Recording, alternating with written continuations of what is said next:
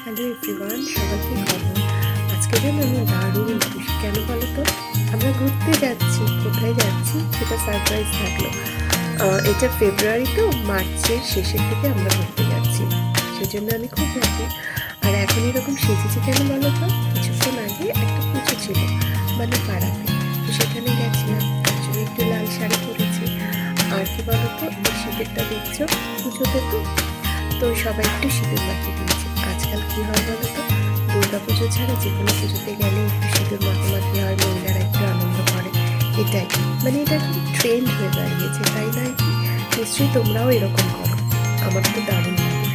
কিন্তু এত ঠান্ডায় সকালে উঠে চান করতে যা কষ্ট হয়েছে, উফ।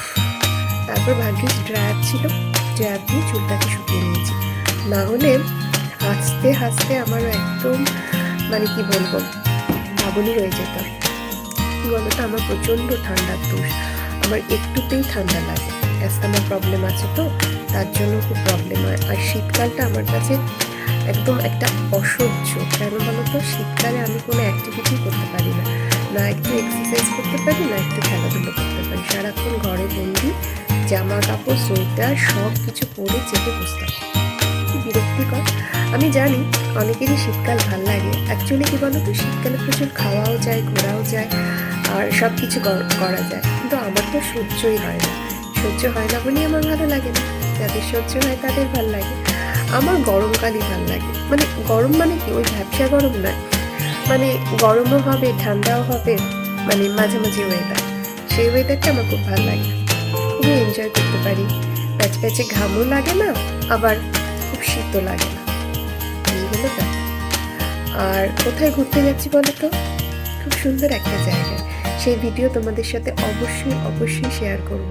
অ্যাকচুয়ালি বলো তো কি, অনেক ঘুরতে যাওয়ার প্ল্যান ছিল, কিন্তু এই ঠান্ডাতে ঘুরতে যাওয়াই হয়নি, তাই ভিডিওগুলো শেয়ার করা হয়নি। আর ঘুরতে না গেলে আর কি করবো বলো, এই ঘরে বসেই তোমাদের সাথে কথা বলতে হচ্ছে। কিছু তো শেয়ার করতে হবে তোমাদেরকে, নালে তো ব্যাপারটা কেমন হয়ে যায়, তাই নয় কি? আর কি যেন বলার ছিল, মনে পড়ছে না। এটাই আমার রোগ, আমার কিছু মনে থাকে না। এনিওয়ে, তোমরা ভালো থেকো, সুস্থ থেকো। আবার মনে করলে কথা বলবো। এখন আসি।